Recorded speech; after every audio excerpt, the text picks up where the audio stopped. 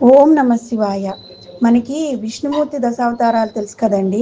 అలాగే శివుడికి కూడా దశావతారాలు ఉన్నాయి. నిత్యం ఈ అవతారాలను మనం స్మరించినా చాలు సకల శుభాలు కలుగుతాయి అని శివపురాణంలో ఉంది. శివుడి యొక్క దశావతారాలు ఏంటి అంటే మహాకాళి అవతారం తెలుసు కదా. అలాగే బోళాశంకరుడు దశావతారాల్లో మొదటిది మహాకాళుడు అన్నమాట.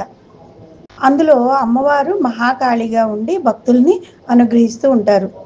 శివుడేమో మహాకాళుడిగా ఉంటారు, అమ్మవారేమో మహాకాళిగా ఉంటారు. రెండవది తారా అన్నమాట. ఇందులో అమ్మవారు తారా పేరుతో శివయ్యను అనుసరిస్తూ ఉంటారు. అయ్యవారు అమ్మవారితో కలిసి తమ సేవకులను భక్తిని ముక్తిని ప్రసాదిస్తూ ఉంటారు. తమ సేవకులకు భక్తిని ముక్తిని ప్రసాదిస్తూ ఉంటారు. మూడో అవతారము బాలభువనేశ్వరుడు, బాలభువనేశ్వరి. ఈ అవతారాల్లో అమ్మకు అండగా ఉంటూ భక్తులకి అనుగ్రహిస్తాడు శివుడు. పరమేశ్వరుడు యొక్క నాలుగో అవతారము షోడశ శ్రీ విద్యేశ్వరుడు. ఈ అవతారంలో స్వామివారి పక్కనే ఉండి అమ్మవారిని దర్శించుకుని పూజిస్తే షోడశీ విద్యేశ్వరి రూపంలో అమ్మవారు ఉంటారు. ఆ అమ్మవారిని అయ్యవారిని పూజిస్తే భక్తి ముక్తి లభిస్తుంది. పరమేశ్వరుడు యొక్క 5వ అవతారము భైరవుడు, భైరవి.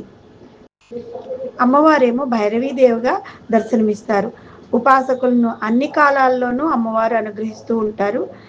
ఈ అవతారంలో శివుడి యొక్క 6వ అవతారము చిన్నమస్తకుడు, చిన్నమస్తకి. పార్వతీ అమ్మవారు మస్తకిగా కనిపిస్తారు ఇక్కడ. పరమేశ్వరుడి యొక్క 7వ అవతారము ధూమవంతుడు, అమ్మవారేమో ధూమావతిగా పూజలు అందుకుంటూ ఉంటారు. ఈ అవతారాన్ని ఆది దంపతులు అని కూడా పిలుస్తూ ఉంటారు. పరమేశ్వరుడి యొక్క 8వ అవతారము బగలాముకుడు, బగలాముఖి అన్నమాట. ఈ అవతారాన్ని మహానంద పేరుతో కూడా పిలుస్తూ ఉంటారు. అమ్మవారేమో బగలాముఖి అమ్మవారిగా పూజలు అందుకుంటూ ఉంటారు. పరమేశ్వరుడి యొక్క 9వ అవతారము మాతంగుడు, మాతంగి. ఈ విధంగా అమ్మవారిని పూజించాలి. దశావతారాల్లో ఆఖరిది అయిన 10వ అవతారము కమలుడు, కమల. పార్వతీదేవి అమ్మవారు కమలగా పూజలు అందుకుంటూ ఉంటారు. ఈ అవతారాలన్నీ విడివిడిగా కన్నా తంత్రశాస్త్రంలో ఎక్కువగా మనకి కనిపిస్తాయి.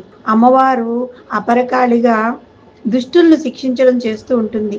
అప్పుడు ఆ సమయంలో అమ్మవారికి వెన్నంటే ఉంటూ ఆమె ఆగ్రహ జ్వాలను తగ్గిస్తూ ఉంటాడు శివుడు.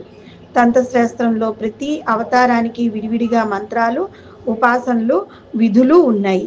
ఆ విధంగా కనుక పూజలు చేస్తే శీఘ్రంగా కరుణించి ఫలితాన్ని ఇస్తారు. సాత్వికమైన పూజలు చేయడం ద్వారా కూడా అమ్మవారి అనుగ్రహం, అయ్యవారి అనుగ్రహం కలుగుతుంది. ఓం నమ శివాయ.